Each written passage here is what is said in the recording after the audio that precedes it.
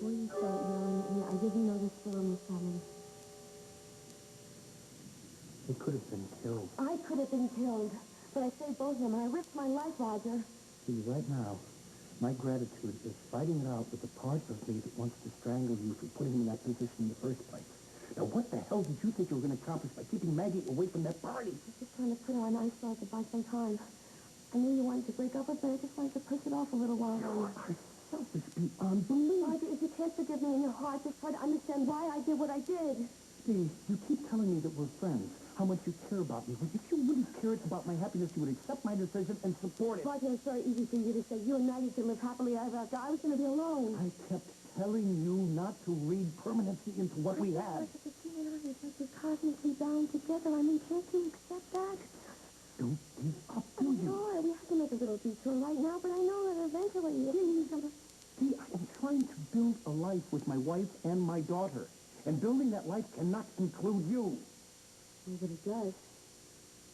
Maggie just made her your child's godmother. See, when I broke up with you, I meant it. Oh, I know that, but I have a new relationship with Maggie now. Your daughter is my godchild.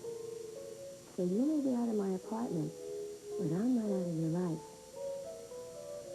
Our baby has a feeding.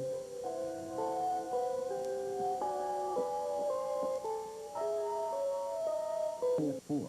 And she said, believe it. And we were all together, all of us.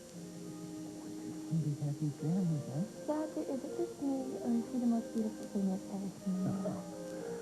How could she miss, huh? I do. When she's mad.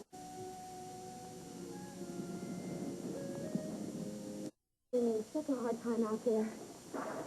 You know, a van in the middle of a storm, would you just give her some air?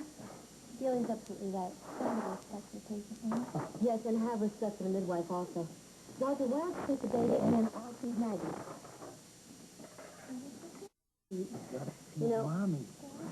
I had to steal this corn muffin over that anorexic spray. Julia? The lady golfer next door? I stole her scrambled eggs. They're going to give you oatmeal. I like oatmeal. Yeah, you wouldn't like this oatmeal. It was lumpy. It had no body at all. Okay. Open up the drawbridge. Roger, make it stop. Julia, I cannot. Okay, come on. Open the grain elevator. Come on.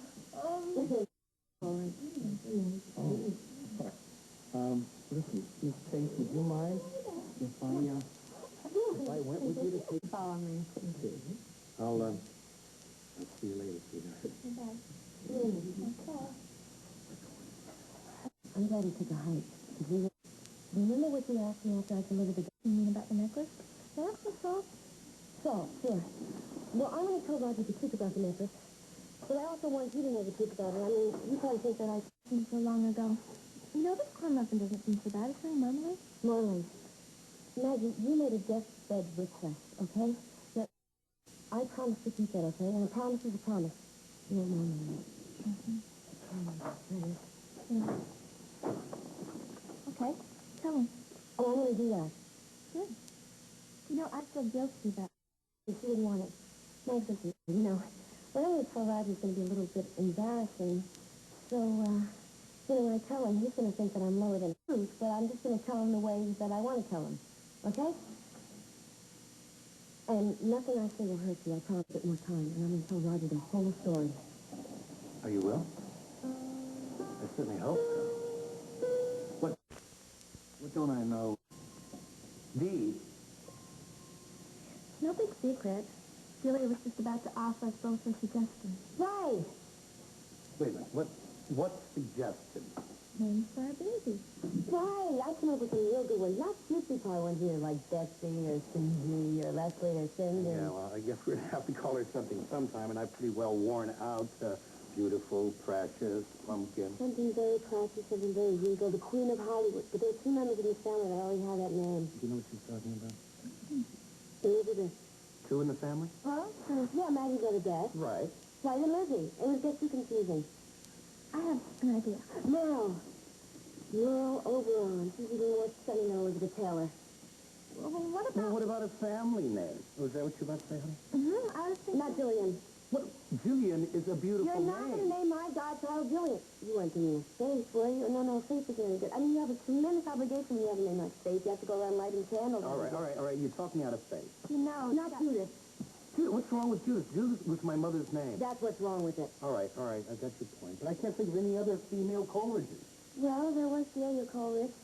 Of course, I would understand if you didn't want to use that name at all. Anybody here mind? Honey. I have something to say about my daughter's name. Look, don't get out of it. You can't get out of Well, bed. what about my family name? Don't they Of count? course they count, sweetheart. Please, get back in bed. Okay, but All right, listen. all right, I will listen. I will. Now, what were you thinking about? Is there a female name for Benedict?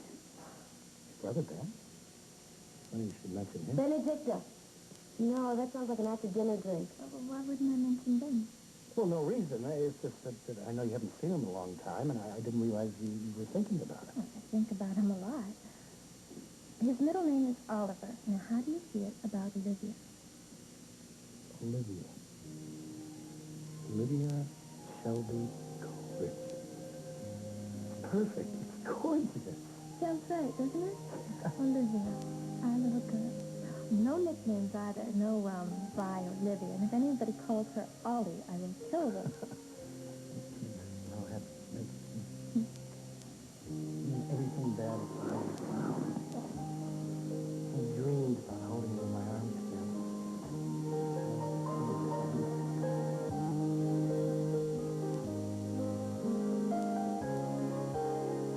Love for a woman. You were the one. Olivia, Shelby,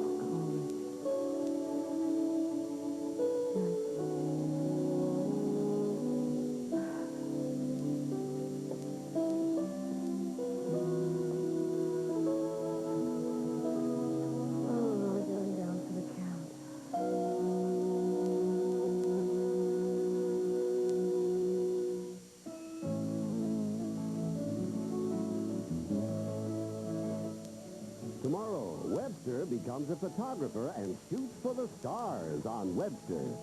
Then, Wesley adopts a grandmother on Mr. Belvedere. And take a look back at the fabulous career of Hollywood's premier femme fatale. Host Jane Fonda and the American Film Institute present the Lifetime Achievement Award in an all-star tribute to Barbara Stanwyck. After alcohol and cocaine abuse, millions suffer, yet only now are we discovering how it breaks the body and alters the mind. How some of us are actually born to be addicts.